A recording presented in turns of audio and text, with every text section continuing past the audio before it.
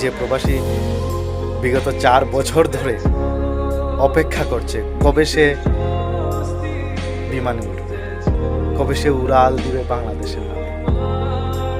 অপেক্ষা কি ওই প্রবাসীকে জিজ্ঞেস করে দেখুন, যে প্রবাসী সেই 4 বছর আগে 2 বছর আগে তার সদ্য ভূমিষ্ঠ হওয়া সন্তানটাকে রেখে এসেছিল।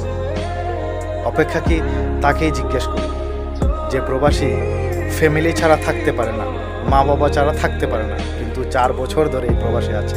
তার মনটা চায় দেশে যাওয়ার জন্য।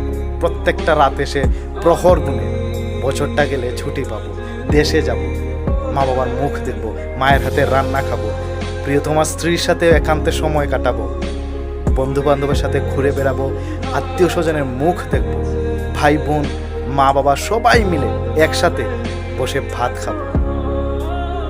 অপেক্ষা কি তাকেই জিজ্ঞেস করি।